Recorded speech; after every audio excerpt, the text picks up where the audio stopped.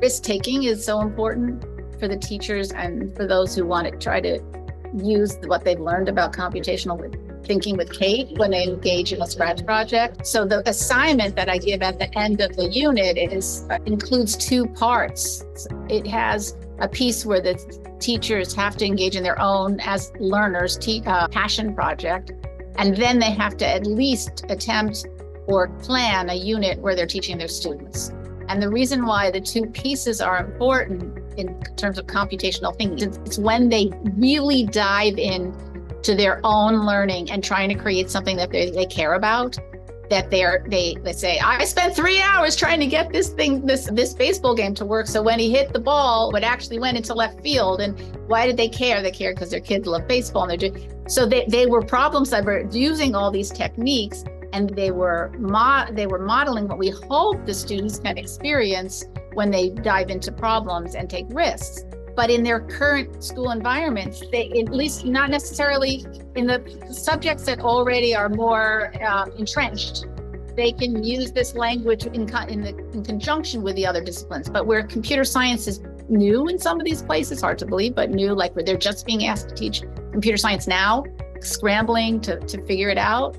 They can't necessarily have their students dive in that way to a major project where they employ all these skills. They may be presenting the computer science piece, the language, in a very straightforward, let's just mimic this exercise, or let's use something out of the box. But I think by having both pieces at the end, they can see where they want to get to, because they can see that many of them would like their students to be as engaged, and they end up loving. When you really learn something and you're totally engrossed, you end up really liking it. So they hope that for their students eventually, but they can't necessarily put that into place for all the reasons we know about it. School schedules, testing, all the things, right? So it just ignites a little bit of a fire, but then there's the practical piece of like, how do I just give them the basic, show them Scratch interface, how to get going a little bit.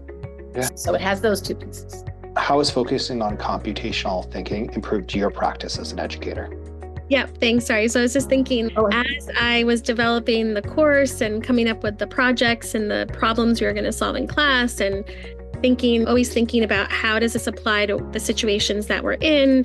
How does this relate to the students that you have? One of the things part of that is reflecting on my own teaching and just thinking about the things I'm asking my kind of teaching students to do. Am I doing those things in my classroom? Am I making enough space for students to talk about their learning? Am I giving them common language? Am I supporting them? And in these kinds of ways. And I myself am in a similar situation to some of them, where like the Cornell Tech initiative worked really well because it was a school-wide initiative, and the professional development was ongoing all year.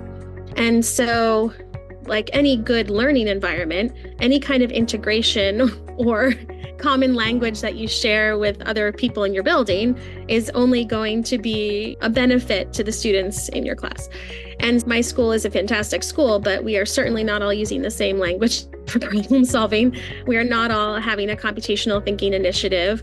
So I can relate to that part of it, where I making moments in my own teaching, in my own class, in my own planning for integrating computational thinking, but with the understanding that any amount that you can give students the autonomy to understand their own learning is a positive thing for students. If you can give them those moments, even if it's once a week, twice a week, this is powerful for students to be able to understand their own thinking and communicate their learning process.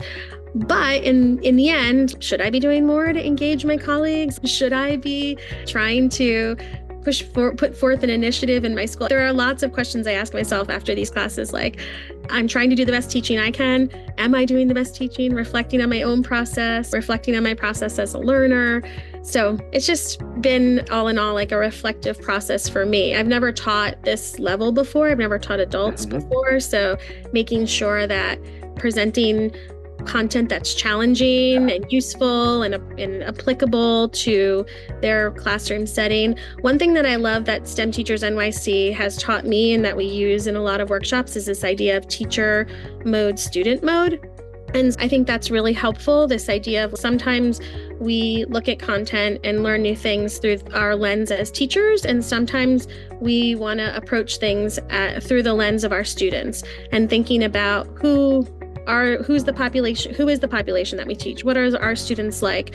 And that really helps in a class when you have such a variety of age levels, grade levels, contents represented. So people can come to the work that we're doing through the eyes of one of their students, and that can mean they're channeling a variety of different aspects of their kind of teaching situation. So that's been really interesting and eye-opening also as an educator who's worked in the same school for 21 years, is stepping outside of my bubble and seeing things through the eyes of other educators and other students around the city. So I've learned a lot on many levels in this role, and it's been exciting for me professionally. It seems like I can imagine your teacher students really connect to the almost modeling and authenticity you bring, because you're teaching them to teach their students this metacognition, this reflection. You're asking them to be reflective, and then you're implementing that yourself. It's like this behavior we want at every level. And so I would guess that that really helps transfer that energy, whether it's transferring from you to other teachers or from you to your students or teachers from their students. Because if you're practicing that reflection, if you're practicing that metacognition, you're almost a better salesperson to students, to teachers, to do the same thing.